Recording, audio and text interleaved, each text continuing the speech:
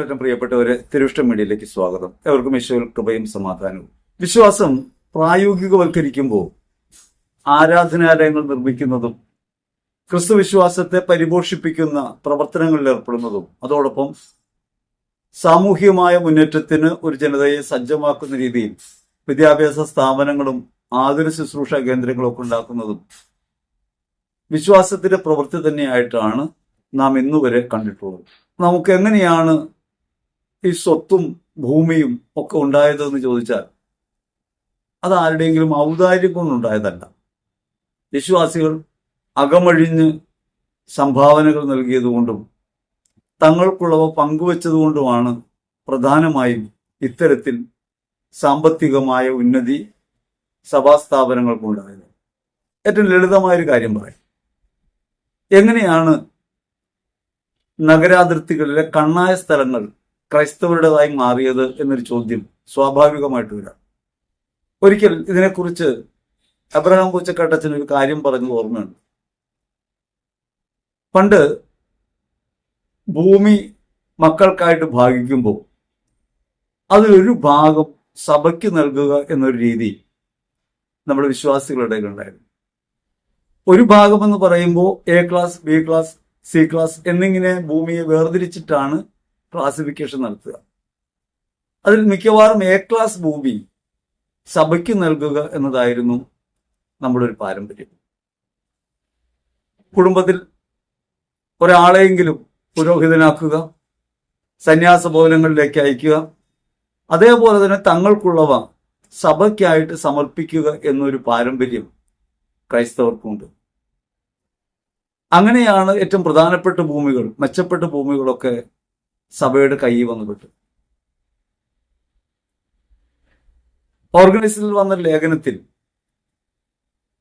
17.29 കോടി ഏക്കർ ഭൂമി ക്രൈസ്തവരുടെ കയ്യിലുണ്ടെന്നും അത് ഗവൺമെന്റ് ഇതരമായ ഏറ്റവും കൂടുതൽ ഭൂമിയുള്ളവരായിട്ട് ക്രൈസ്തവരെ മാറ്റുന്നുണ്ട് എന്ന് പരാമർശിക്കുകയും നമ്മുടെ ശുശ്രൂഷാ കേന്ദ്രങ്ങളെയും നമ്മുടെ പ്രവർത്തനങ്ങളെയും ഒരു കുറ്റവിചാരണ ചെയ്യുന്ന രീതിയിൽ അവതരിപ്പിക്കുകയും ചെയ്യുന്നു.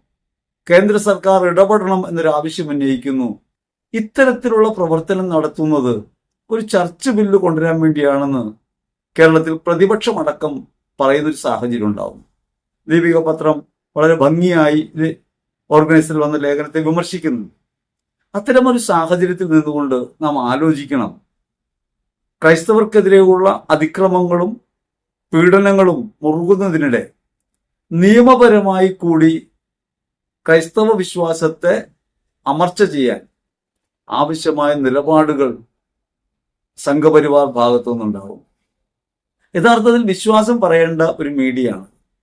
ദൈവവചനത്തെക്കുറിച്ചും ആധ്യാത്മിക രീതികളെക്കുറിച്ചും ആധ്യാത്മികമായ ഉയർച്ചയ്ക്ക് വേണ്ടി എന്തൊക്കെ ചെയ്യണമെന്നതിനെക്കുറിച്ച് പറയാൻ വേണ്ടിയാണ് ഈ ഒരു സംഭാഷണം നമ്മൾ രൂപകൽപ്പന ചെയ്തിട്ടുള്ളത്. അതിനിടയിൽ ഇങ്ങനെ പറയേണ്ടി വരുന്നത് മൂർത്തമായൊരു സാഹചര്യത്തിൽ ഇടപെടാതിരിക്കുക എന്നത് അബദ്ധമാണെന്നും മൗനം യഥാർത്ഥത്തിൽ വർഗീയ ഫാസിസ്റ്റ് ശക്തികളെ വളർത്തുമെന്നുമുള്ള ബോധ്യം കൊണ്ടാണ്. ഒരു പൗരൻ എന്ന നിലയ്ക്ക് കൂടി നമ്മുടെ കടമയാണ് എന്ന ബോധ്യമാണ് പരസ്യമായൊരു വിമർശനം ഉന്നയിക്കാൻ നമ്മെ നിർബന്ധിക്കുന്നത്. പൊതുവിൽ ഭയം വിഴുങ്ങിയ നാളുകളിലാണ് നമ്മൾ. സിനിമാ പ്രവർത്തകർ ഭയത്തിലാണ്. സിനിമ പിടിച്ച ഗോകുലം ഗോപാലിനെതിരെ, പൃഥ്വിരാജിനെതിരെ, ആശീർവാദിലെ ആന്റണിക്കെതിരെ ഒക്കെ നോട്ടീസുകൾ വരുന്നു, അന്വേഷണങ്ങൾ വരുന്നു. ഇനി ആരും ഇങ്ങനെയൊന്നും ചെയ്തുകൂടാ എന്നുള്ള ഒരു പ്രതീതി ജനിപ്പിക്കുക.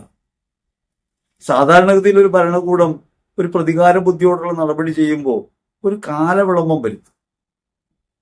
കാരണം അത് ഈ പ്രതികാരമാണ് എന്ന് പറയാൻ ഒരു നാണം, ഒരു വൈക്ലഭ്യം സാധാരണ ഉണ്ടാവും. പക്ഷെ ലജ്ജ ഏതുമില്ലാതെ തങ്ങൾക്കെതിരെ വരുന്നവരെയൊക്കെ തങ്ങൾ നിലംപരിശാക്കും എന്നൊരു ധാരണയിലാണ് സംഘപരിവാർ പ്രവർത്തിക്കുന്നത്. സംഘപരിവാറിനെതിരെ ആരോപണം ഉന്നയിക്കുന്നതോ അല്ലെങ്കിൽ ആക്ഷേപങ്ങൾ പറയുന്നതോ ഒരു രാഷ്ട്രീയ വൈര്യം കൊണ്ടല്ല. ഭരണാധികാരം കയ്യിലുള്ള ഒരു രാഷ്ട്രീയ ശക്തി മതതീവ്രവാദത്തിന്റെ വാളുമായി പുറത്തേക്ക് ഇറങ്ങുമ്പോൾ ജനാധിപത്യം തകർക്കപ്പെടും, മതനിരപേക്ഷ സമൂഹം ശിഥിലമാകും, ഇന്ത്യ എന്ന യാഥാർത്ഥ്യം ഛിന്ന ഭിന്നമാകും എന്നതുകൊണ്ടാണ് യഥാർത്ഥത്തിൽ ഇത്തരം സംഭാഷണത്തെ നമ്മൾ ഏർപ്പെടുന്നത്. വിശ്വാസികൾ എന്ന നിലയ്ക്ക് സത്യം പറയാൻ വിളിക്കപ്പെട്ടവരാണ് നമ്മൾ, സത്യപക്ഷത്ത് നിലയുറയ്ക്കാൻ വിളിക്കപ്പെട്ടവരാണ് നമ്മൾ. നമ്മുടെ ഇടയിലേക്ക് നന്മയുടെ രൂപം ധരിച്ച് ആട്ടിൻതോലണിഞ്ഞ് വരുന്ന സംഘപരിവാർ ചങ്ങായിക്കളെ തിരിച്ചറിയണം എന്നതുകൊണ്ടാണ് നമ്മൾ ഇങ്ങനൊരു സംഭാഷണം നടത്തുന്നത്. അത് ഇന്ത്യയിൽ നിരവധിയായ അക്രമ സംഭവങ്ങൾ, പരമ്പരകൾ അരങ്ങേറുന്നു. എല്ലായിടത്തും പീഡിപ്പിക്കപ്പെടുന്ന ക്രൈസ്തവരായിട്ട് മാറുന്നു. ക്രൈസ്തവർക്ക് ഇവിടെ ജീവിക്കാൻ കഴിയാതെ വരുന്നൊരു സാഹചര്യം, അല്ലെങ്കിൽ ഈ സംഘപരിവാറിനോട് ഓരം ചേർന്ന് നടക്കുന്നവർക്ക് മാത്രം ജീവിക്കാൻ കഴിയുന്ന ഒരു സാഹചര്യം സൃഷ്ടിച്ചെടുക്കുക എന്നത് എത്ര അബദ്ധമാണെന്ന് തിരിച്ചറിയണം. ഇനി എന്താണ് ഒരു മതരാഷ്ട്രത്തിനകത്ത് സംഭവിക്കാനിടയുള്ള കാര്യം നമുക്കൊന്ന് പരിശോധിക്കാം. ഇസ്രായേൽ ഒരു മതരാഷ്ട്രമാണ്. ഇസ്രായേൽ രൂപീകരിക്കുന്ന സമയത്ത് തന്നെ മഹാത്മാഗാന്ധി അതിനെക്കുറിച്ച് പറയുന്നുണ്ട്, ഇങ്ങനൊരു മതരാഷ്ട്രം ഉണ്ടായിക്കൂടാ, ഭാവിയിലേക്ക് വരാൻ പോകുന്നത് വലിയൊരു വിപത്താണ്. അവിടെ പാലസ്തീനികൾക്കെതിരായി ഇസ്രായേൽ ബോംബ് വർഷിക്കുമ്പോൾ ഇസ്രായേൽ എന്ന പേരുള്ളത് കൊണ്ട് ദൈവത്തിന്റെ ജനമാണ് തെറ്റിദ്ധാരണയിൽ ക്രൈസ്തവർ ഒട്ടനേകർ അവരനുകൂലിച്ചൊക്കെ സംസാരിക്കാറുണ്ട്. ഹമാസിന്റെ അനുകൂലിയാണെന്ന് പറയും നമ്മൾ എന്തെങ്കിലും എതിർപ്പ് പറഞ്ഞാൽ. വാസ്തവത്തിൽ ഇന്ന് ഇസ്രായേൽ സംഭവിച്ചുകൊണ്ടിരിക്കുന്ന കാര്യങ്ങളെക്കുറിച്ച് കേൾക്കുമ്പോഴാണ് വ്യക്തമായി നമുക്ക് മനസ്സിലാകുക അവിടെ യഹൂദരാഷ്ട്രം ചെയ്തുകൊണ്ടിരിക്കുന്ന പ്രവർത്തികൾ മറ്റു മതങ്ങളോട് എങ്ങനെയാണ് എന്നതിന്റെ ഒരു ഏകദേശ രൂപം കഴിഞ്ഞ ദിവസം പുറത്തു വന്ന സത്യദീപത്തിലുണ്ട്. സത്യദീപം പറയുന്നത് അവിടെ ക്രൈസ്തവർ ആക്രമിക്കപ്പെടുന്നുവെന്ന്. ക്രൈസ്തവ വേഷധാരികളായ പുരോഹിതന്മാരെ ആക്രമിക്കുന്നു, ദേവാലയങ്ങൾക്ക് മുൻപിൽ അവമതിപ്പിന്റെ പോസ്റ്ററുകൾ ഒട്ടിക്കുന്നു, ക്രൈസ്തവരെ കാണുമ്പോൾ അവരെ തുപ്പുന്ന, അധിക്ഷേപിക്കുന്ന പ്രവൃത്തി ഉണ്ടാകുന്നു. രണ്ടാം കിട പൗരന്മാരായി എല്ലാം സഹിച്ച് ജീവിക്കേണ്ട ദുർഗതിയിലാണ് അവിടെയുള്ള 1.8 ലക്ഷം ആളുകൾ, 1.8% ആ ആളുകൾ എന്ന് നമ്മൾ കേൾക്കണം. ഒരു മതരാഷ്ട്രത്തിനകത്ത് എങ്ങനെയാണ് രണ്ടാം കിട പൗരന്മാരായി നമ്മൾ മാറുന്നത് എന്ന് ഇസ്രായേലിൽ ഇന്ന് ക്രൈസ്തവർ നേരിടുന്ന അധിക്ഷേപങ്ങളും അതിക്രമങ്ങളും മാത്രം ശ്രദ്ധിച്ചാൽ നമുക്ക് മനസ്സിലാവും.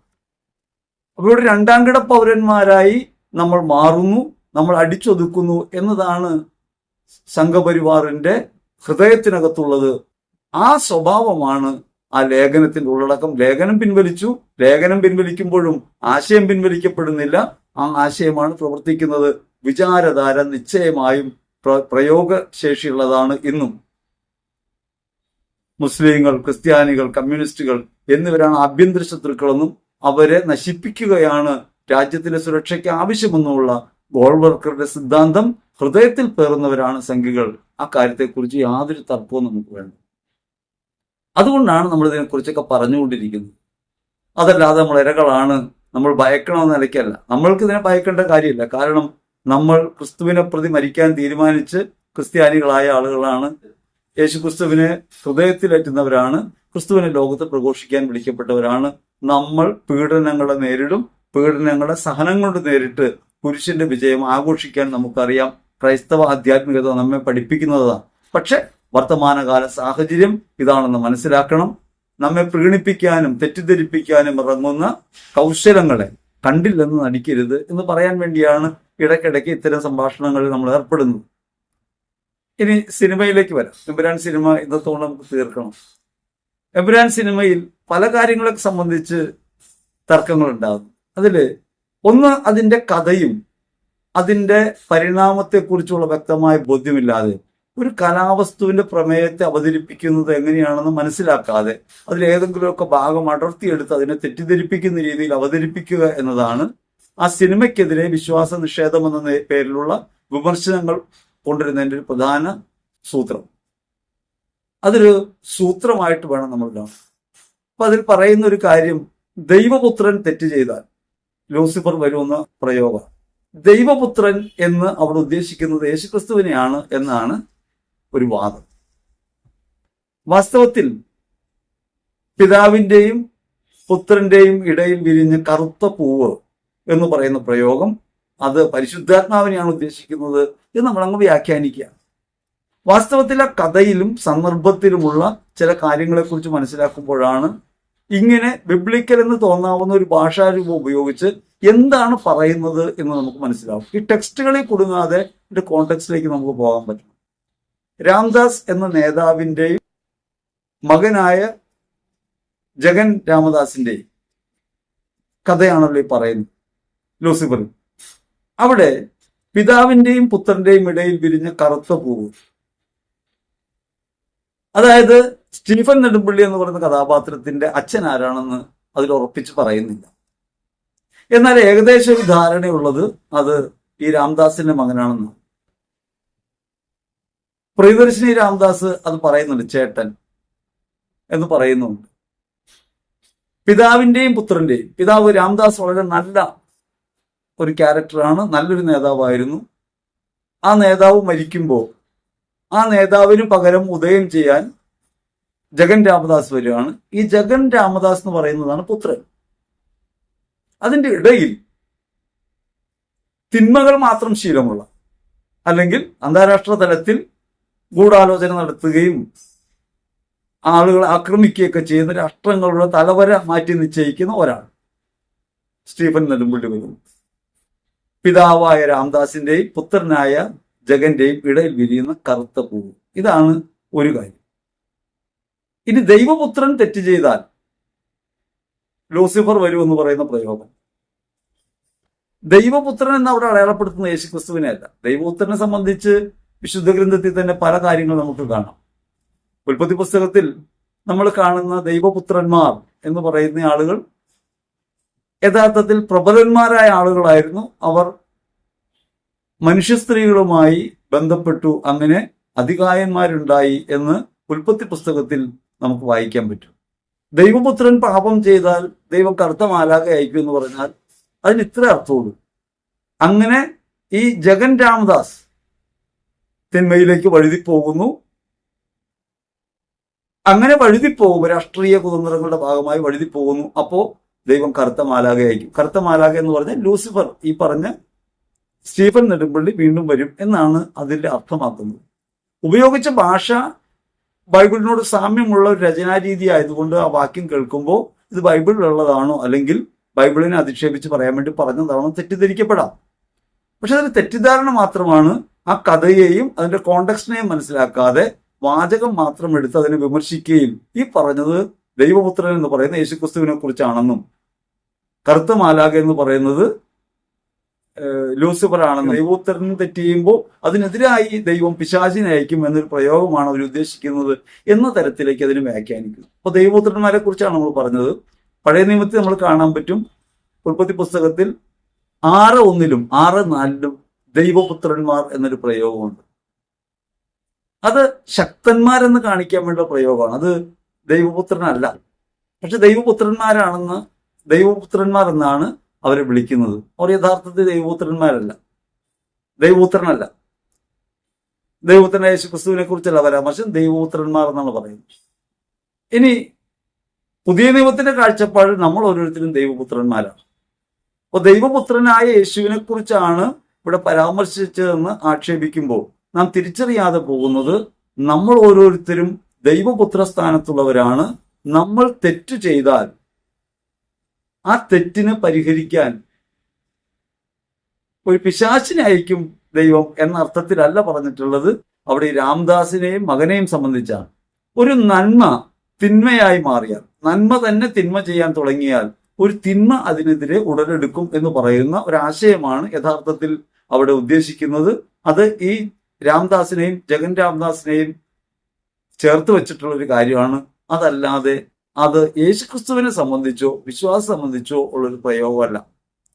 ഇതിനെ ആക്ഷേപിക്കുന്നവർ തന്നെ പറയുന്നുണ്ട്, ദൈവം അങ്ങനെ കറുത്ത മാലാഖ അയക്കുന്നു ബൈബിളിലില്ലല്ലോ എന്ന്. ബൈബിളിലുള്ള കാര്യമല്ലല്ലോ പറയാൻ ഉദ്ദേശിക്കുന്നത് ഒരു ബൈബിൾ സങ്കേതം ഉപയോഗിച്ചാണ് പറയുന്നത്. പക്ഷെ അത് ബൈബിളുമായി ബന്ധപ്പെട്ട കാര്യമല്ല.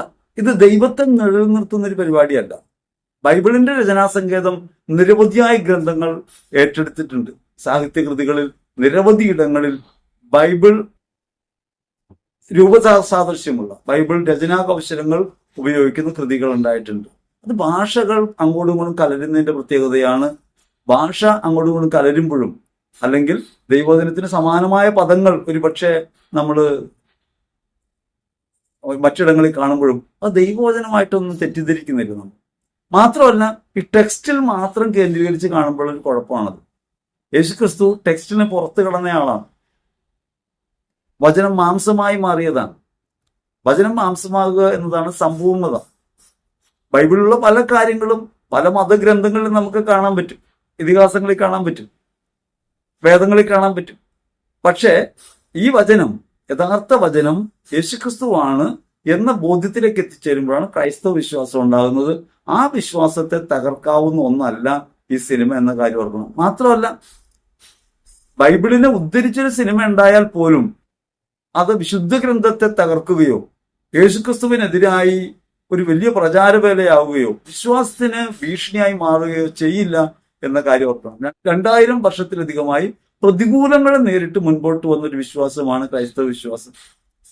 അത് തലോടലും പരിലാളനവും ഒന്നും കിട്ടിയത് കൊണ്ടല്ല, ലോകം ആകെ അംഗീകരിച്ചതുകൊണ്ടല്ല. പക്ഷേ ക്രൈസ്തവ മാനവികത ലോകത്തുയർത്തപ്പെട്ടു. സ്നേഹത്തിലും സാഹോദര്യത്തിലും തുല്യതയിലും സ്വാതന്ത്ര്യത്തിലും മനുഷ്യൻ ജീവിക്കാൻ ഒരു ധാർമ്മിക നിലപാടായി ജീവിതചര്യയായി ഉയർത്തപ്പെട്ട ഒന്നാണ് ക്രൈസ്തവ വിശ്വാസം. അതിനെ തകർക്കാനായിട്ട് ഒരു സിനിമയ്ക്ക് കഴിയുമെന്നോ അല്ലെങ്കിൽ ആ സിനിമ അതാണ് പറയുന്നതെന്നോ തെറ്റിദ്ധരിക്കുന്നത് അബദ്ധം. ക്രൈസ്തവ വിശ്വാസത്തെ വിമർശിക്കാൻ വേണ്ടിയാണോ സിനിമ ഉണ്ടായിട്ടുള്ളത്? ആ സിനിമയിൽ പ്രധാനപ്പെട്ട കാര്യം എന്താണ്? സയ്യിദ് മസൂദ് എന്ന് പറയുന്ന ഒരു 13 വയസ്സുകാരനായ ബാലൻ തന്റെ ജീവിതത്തിൽ ഏറ്റവും ദുരിതപൂർണമായൊരു കാര്യം കാണുന്നു, ഒരു ദുരന്തം കാണുന്നു. തന്റെ അമ്മയെയും സഹോദരങ്ങളെയും എല്ലാം കൊന്നുകളയുന്നു. അതിഭീഷണമായൊരു സാഹചര്യം കാണുന്നു. അതിലെ ബാബ ബജരംഗി എന്ന് പറയുന്ന ഒരു കഥാപാത്രത്തിന്, ഇപ്പൊ പേരൊക്കെ മാറ്റിയിട്ടുണ്ട് എന്നാണ് കേൾക്കുന്നത്, ആ ഒരു കഥാപാത്രത്തോടുള്ള വൈരാഗ്യം തീർക്കാനായിട്ട് വരുന്നു. വർഗീയതയ്ക്ക് എതിരായ ഒരു പ്രമേയം അവതരിപ്പിക്കപ്പെടുമ്പോൾ അത് ഒരു യാഥാർത്ഥ്യത്തോട് ബന്ധമുള്ളതാണെന്ന് അനുഭവപ്പെടുന്ന രീതിയിൽ അവതരിപ്പിക്കുമ്പോൾ, 23 വർഷം മുമ്പ് ഇന്ത്യയിൽ നടന്ന ഗുജറാത്ത് വംശഹത്യയെ അത് പ്രൊജക്ട് ചെയ്ത് കാണിക്കുന്നു എന്നതുകൊണ്ട് സംഘപരിവാറിന് ഹാലളകുന്നത് നമുക്ക് മനസ്സിലാകും. BBC ഡോക്യുമെന്ററിക്കെതിരെയും ഈ ഹാലളകൾ ഉണ്ടായല്ലോ, അതുകൊണ്ട് നമുക്ക് മനസ്സിലാകും. പക്ഷേ വിശ്വാസ സമൂഹം ഇപ്രകാരം ആട്ടിൻ തോലണിഞ്ഞു വരുന്ന ഈ ചെന്നായോടൊപ്പം ചേർന്നുകൊണ്ട് ഒരു സിനിമയ്ക്കെതിരായി വിമർശനങ്ങൾ ഉന്നയിക്കുന്നതും അത് വിശ്വാസവിരുദ്ധമാണ്, ക്രൈസ്തവരെ ആക്ഷേപിക്കുന്നതാണ് എന്ന് പരക്കെ പ്രചരിപ്പിക്കുന്നതും യഥാർത്ഥത്തിൽ എന്തുകൊണ്ടാണെന്ന് മനസ്സിലാക്കാൻ വിശ്വാസിക്ക് കഴിയണം. വിശ്വാസ സംബന്ധമായൊരു വിഷയത്തെ അല്ല അവിടെ വിമർശിക്കുന്നത് ഒരു രാഷ്ട്രീയ ക്രമത്തെയാണ്. അത് അവതരിപ്പിക്കുന്ന കഥാസന്ദർഭങ്ങൾക്കകത്ത് ഇപ്രകാരം ചില ചിഹ്നങ്ങളും അടയാളങ്ങളും ഉണ്ടായിരുന്നു, ചില വാക്യങ്ങളിൽ ഇങ്ങനെ കേട്ടു എന്ന് പറഞ്ഞുകൊണ്ട് ആ സിനിമ ക്രൈസ്തവ വിരുദ്ധമാണ് എന്ന് വരുത്തി തീർക്കുന്നത് അബദ്ധമാണ്. ക്രൈസ്തവ വിരുദ്ധമെന്നോ അല്ലെങ്കിൽ ദേശവിരുദ്ധമെന്നോ ഉള്ള ആക്ഷേപങ്ങൾ ഒരുമിച്ച് ഒരേ ചേരിയിലൂടെയാണ് പോയിക്കൊണ്ടിരിക്കുന്നത് എന്നത് പ്രത്യേകമായ ഒരു അപകടത്തെ നമുക്ക് കാട്ടിത്തരുന്നുണ്ട്. അത് സംഘപരിവാർ വിഭാഗീയതയോട് ചേർന്ന് നിൽക്കുന്ന ഒരു വിഭാഗം ക്രൈസ്തവരുടെ മതവികാരത്തെ വ്രണപ്പെടുത്തി എങ്ങനെയും ഈ വർഗീയ കക്ഷിക്ക് അനുകൂലമാക്കി മാറ്റാം എന്ന ഒരു ധാരണയാണ്. ആ ധാരണയെ നാം കാണാതിരുന്നുകൂടാ എന്നാണ് പറയാൻ ശ്രമിച്ചത്. ഇനി തകർന്നു വീണ ഒരു പള്ളിയുടെ മുമ്പിൽ നിന്നാണ് പ്രധാന കഥാപാത്രം പുരോഹിതനോട് പറയുന്നത്, ദൈവപുത്രൻ പാപം ചെയ്തതുകൊണ്ടാണ് ദൈവം എന്നെ അയച്ചത്, ലൂസിഫറിനെ അയച്ചത് എന്ന് പറയുന്നു. ദൈവപുത്രൻ പാപം ചെയ്തതുകൊണ്ടാണ് ലൂസിഫറിനെ അയക്കുന്നതെന്ന് ബൈബിളിലുള്ള കാര്യമല്ല, വിശ്വാസബന്ധമായ കാര്യമല്ല. ദൈവപുത്രൻ പാപം ചെയ്തു എന്ന് പറയുന്നത് ടെക്സ്റ്റായിട്ട് മാത്രം വായിക്കുകയും ആ വാക്യം എടുത്തതിനെ വിമർശിക്കുകയും ചെയ്യുമ്പോൾ ഈ പറയുന്ന അർത്ഥം സിദ്ധിക്കും.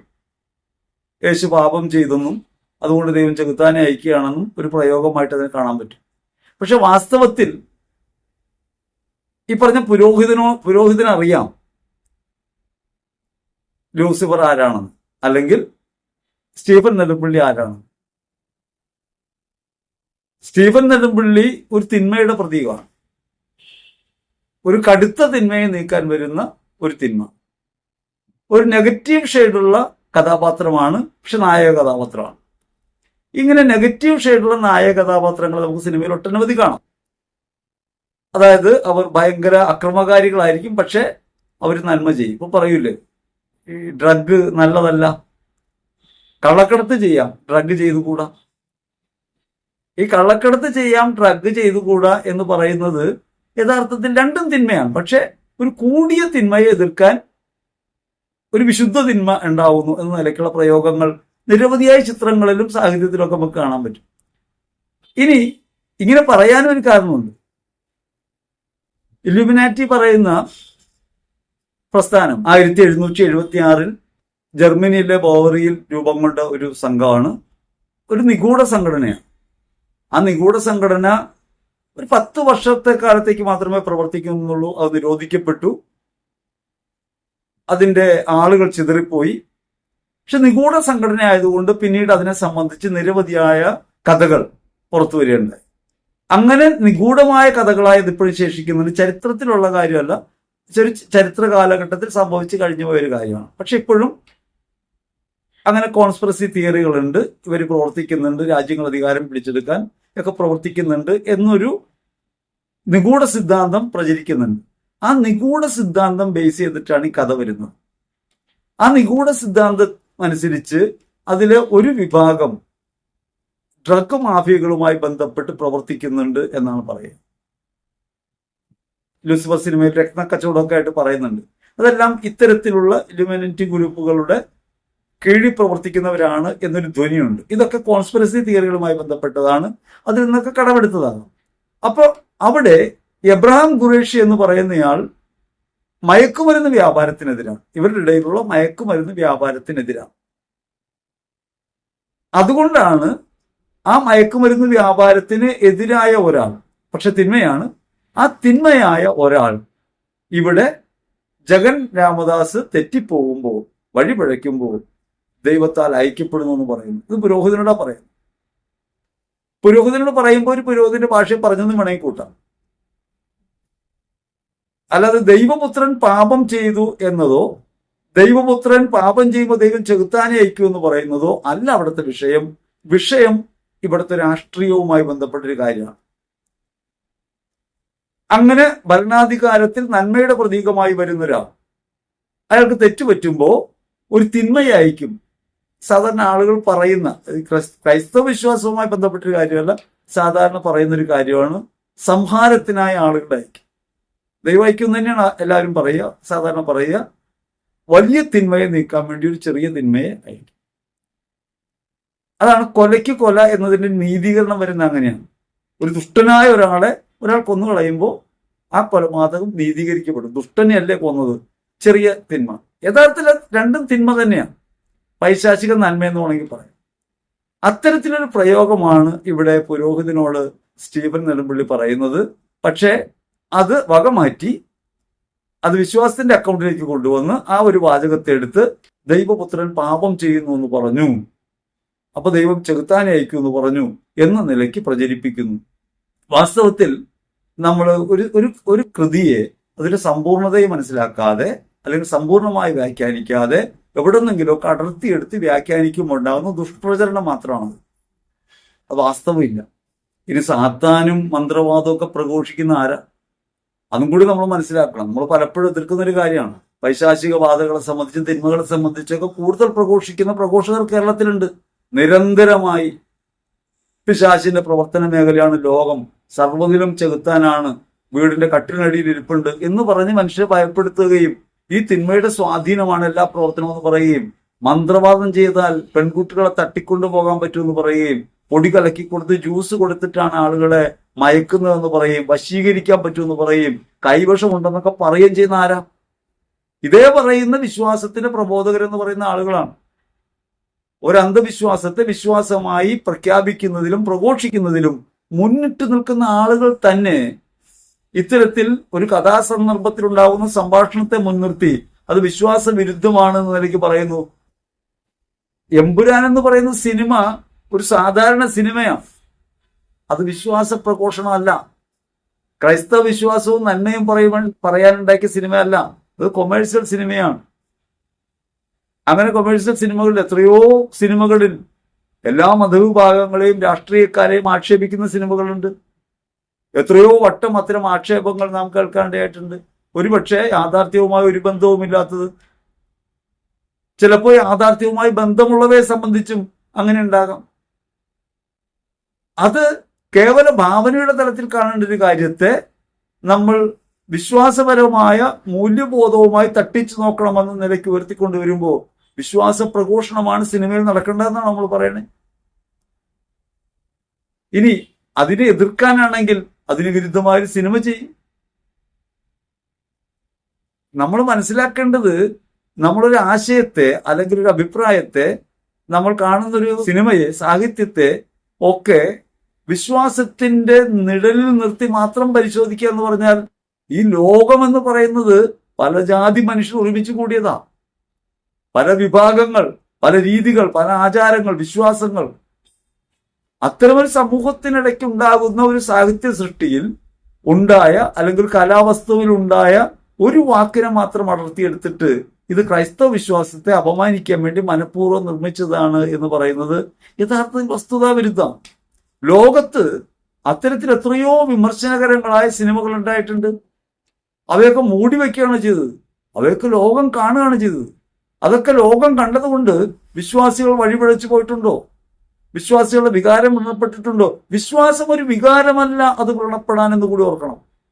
വിശ്വാസമല്ല വികാരം, അസഹിഷ്ണുതയാണ് വികാരം. വിശ്വാസം വികാരപരമല്ല. വിശ്വാസം ഒരു സ്ഥായീ ഭാവമാണ്, ഒരു ജീവിത നിലപാടാണ്, ഒരു ജീവിത ധർമ്മബോധമാണ്.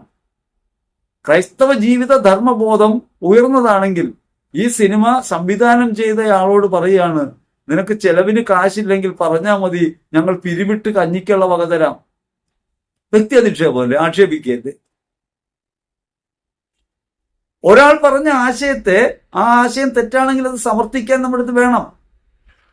ആകെ പറയുന്ന കാര്യം എന്താണ്? അതിനകത്ത് ഈ ചിഹ്നങ്ങൾ കാണിക്കുന്നു, അതിൽ ഈ ഭാഷ ബൈബിളിനെ വിമർശിക്കാൻ വേണ്ടിയാണ്. അത് ബൈബിളിനെ വിമർശിക്കാൻ വേണ്ടിയേ അല്ല. ലൂസിഫർ എന്ന് പറയുന്ന കഥാപാത്രം ലോകത്ത് നിരവധി ആളുകൾ ഉപയോഗിക്കുന്നുണ്ട്. സാത്താൻ എന്ന കഥാപാത്രം ഉപയോഗിക്കുന്നുണ്ട്. പല ഭാഷയിൽ, പല വേഷത്തിൽ സാത്താനെ കുറിച്ചുള്ള പലതരം കാര്യങ്ങൾ വരുന്നുണ്ട്.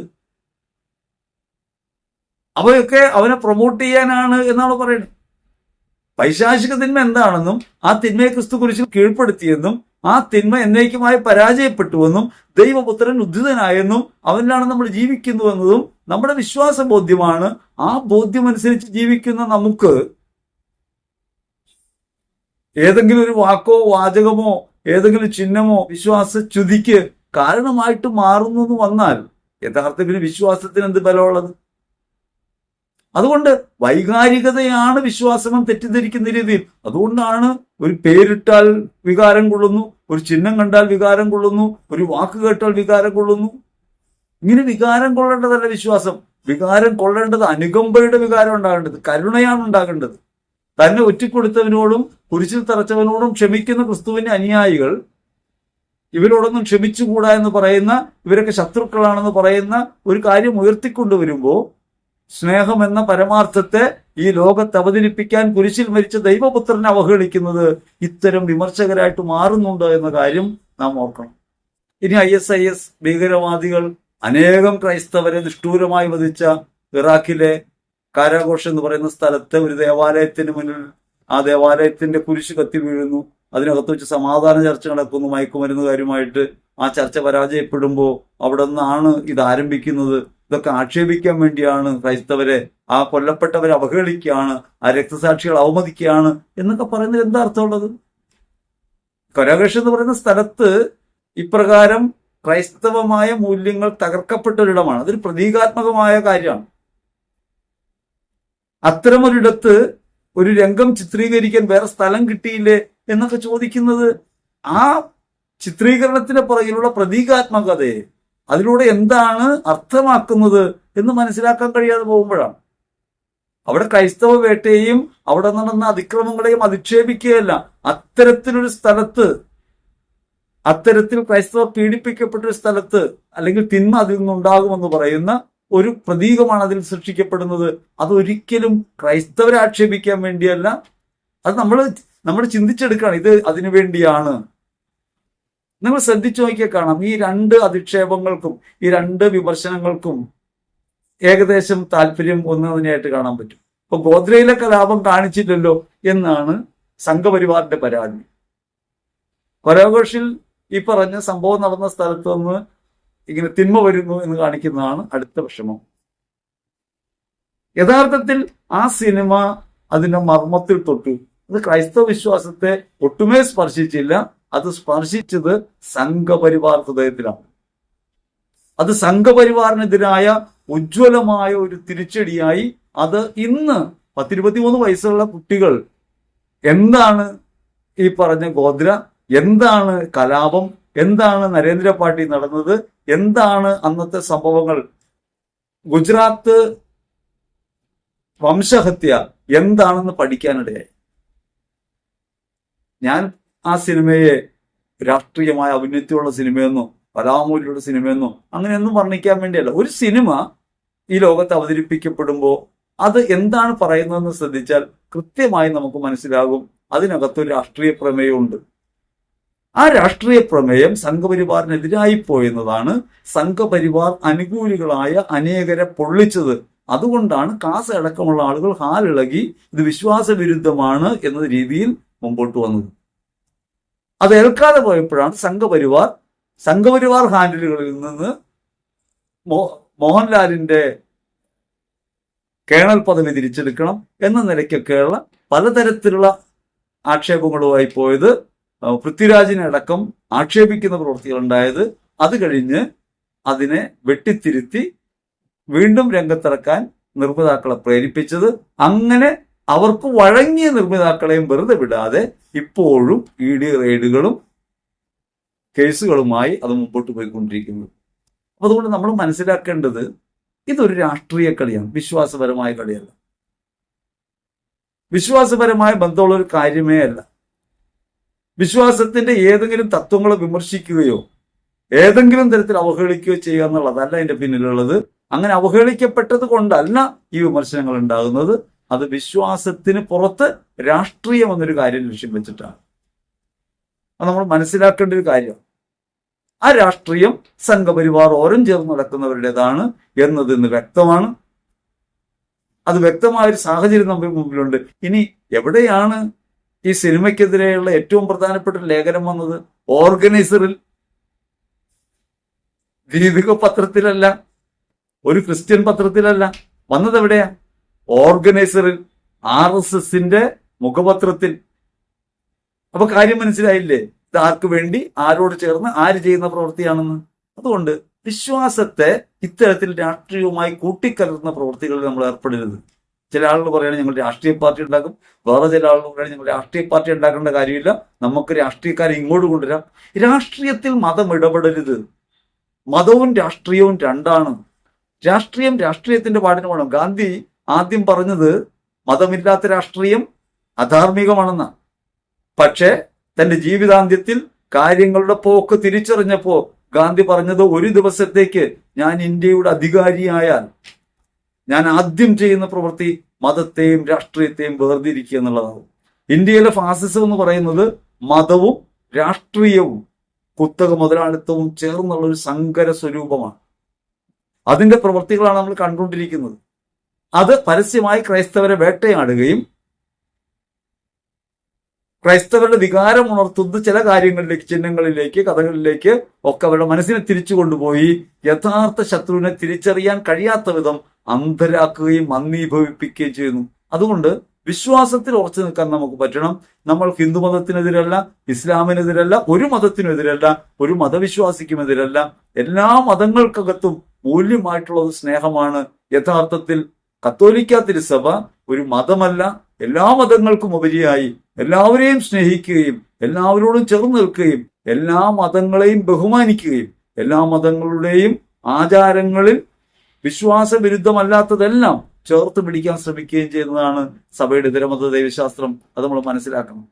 അതുകൊണ്ട് വിശ്വാസികൾ ഇങ്ങനെ മറ്റുള്ളവരെ എല്ലാം ശത്രുക്കളായി കാണാൻ പഠിപ്പിക്കുന്ന, എല്ലാവരും നമ്മെ ആക്രമിക്കുന്നു, ഇങ്ങനെ സമുദായങ്ങൾ നമുക്കെതിരായിട്ട് തിരിയുന്നു എന്ന തരത്തിലുള്ള പ്രയോഗങ്ങൾ, എന്ന തരത്തിലുള്ള പ്രചരണങ്ങൾ നമുക്ക് മാറ്റിവെക്കാൻ പറ്റണം. സംഘപരിവാർ ഒരു സമുദായമല്ല, സംഘപരിവാർ ഒരു വിഷമാണ്, ഒരു കൊടും വിഷം. നമ്മുടെ സമൂഹത്തെ വിഭജിക്കാനായിട്ട് വരുന്നു, സ്നേഹത്തിനെതിരായിട്ട് വരുന്നു, വിശ്വാസികളെ ചിതറിക്കാനായിട്ട് വരുന്നു. എന്നിട്ട് വിചാരധാര പറയുന്ന രാഷ്ട്രീയ നടപടി ആഭ്യന്തര ശത്രുക്കളിൽ രണ്ടാമത്തേതായി ക്രിസ്ത്യാനികളെ വേട്ടയാടുന്നതിനായിട്ട് വരുന്നു എന്ന കാര്യമാണ് നമ്മൾ ഓർക്കുന്നത്. അത് ഇന്ത്യയെ തകർക്കുന്നതാണ്, നമ്മുടെ സ്വച്ഛ ജീവിതത്തെ തകർക്കുന്നതാണ് എന്ന കാര്യം നമുക്ക് പറയേണ്ടി വരും. ഏറ്റവും പ്രിയപ്പെട്ടവരെ, അതുകൊണ്ട് വിശ്വാസത്തിനെതിരായി സിനിമ വരുന്നു, വിശ്വാസത്തിനെതിരായ ആളുകൾ സംസാരിക്കുന്നു, വിശ്വാസത്തെ എതിർക്കുന്നു എന്ന് പറയുന്ന രീതിയിൽ വികാരത്തെ അളക്കാനായിട്ട് ആരെങ്കിലും വരുമ്പോൾ നമ്മൾ മനസ്സിലാക്കേണ്ടത് ഒരു വികാരവും വ്രണപ്പെടേണ്ടതില്ല. മതവികാരം എന്നൊരു വികാരം ഉണ്ടാകാൻ നമ്മളൊരു മതമല്ല, നമ്മൾ ക്രൈസ്തവ ആധ്യാത്മികതയിലാണ് വിശ്വസിക്കുന്നത്. ക്രിസ്തു ധർമ്മമാണ് ലോകത്തോട് പറയുന്നത്. സഭ ക്രിസ്തുവിന്റെ ശരീരമാണ്. സഭ ഒരു കൂട്ടായ്മ എന്ന നിലയ്ക്ക് മാത്രമല്ല, സഭ സ്വർഗീയമായ ഒരു ദൗത്യം നിറവേറ്റുന്ന ക്രിസ്തുവിന്റെ ഭൂമിയിൽ അടയാളമാണ്, ഭൂമിയിലെ ദൈവരാജ്യമാണ്. അതുകൊണ്ട് ആ നിലയ്ക്ക് പ്രവർത്തിക്കാനും ജീവിക്കാനാണ് നമുക്ക് കഴിയേണ്ടത്. അതിനെതിരായി വരുന്ന ഇത്തരം പ്രലോഭനങ്ങളെ നമുക്ക് തള്ളിക്കളയാൻ പറ്റണം, വിശ്വാസത്തിൽ ഉറച്ചു നിൽക്കാൻ പറ്റണം. നമ്മുടെ ജീവിതം കൂടുതൽ വിശുദ്ധിയോടെയും സ്നേഹത്തോടെയും മറ്റുള്ളവർക്ക് വേണ്ടിയുള്ള കരുതലിന്റെയും പ്രയോഗശേഷിയുള്ളതാക്കി മാറ്റി ഈ ലോകത്ത് ക്രിസ്തുവിനെ അവതരിപ്പിക്കാനാണ് ദൈവം നമ്മെ വിളിച്ചിട്ടുള്ളത് എന്ന ഓർമ്മ നമുക്കുണ്ടാകണം. ക്രിസ്തുവിനുള്ള ജീവിതമാണ് ആവശ്യമായിട്ടുള്ളത്. നമ്മൾ ഈ ലോകത്തിന്റെ എല്ലാ സാഹചര്യങ്ങൾക്കകത്തും ജീവിക്കുന്നുണ്ട്. ആ സാഹചര്യങ്ങൾക്കകത്തെല്ലാം ലോക സാമാന്യതയെ വെടിയുന്ന, അല്ലെങ്കിൽ ലോക സ്വഭാവത്തെ വെടിയുന്ന ഒരു ജീവിതം നയിച്ചുകൊണ്ട് സാധാരണത്വത്തിൽ അസാധാരണമായ ജീവിതം നയിക്കുന്ന വിശ്വാസത്തിന്റെ ജ്വലിക്കുന്ന ദീപങ്ങളായി മാറണം. അതിന് കർത്താവ് നമ്മെ നിരന്തരം സഹായിക്കട്ടെ. സ്നേഹം കൊണ്ട് എല്ലാവരും നിറയട്ടെ. എല്ലാവരും സമാധാനത്തിലും സന്തോഷത്തിലുമായിരിക്കാൻ ദൈവം ഇടയാക്കട്ടെ. കരുണയുള്ള ഹൃദയം അവിടെ നമുക്ക് നൽകട്ടെ. ദൈവം നമ്മെ അനുഗ്രഹിക്കട്ടെ. ആമേൻ.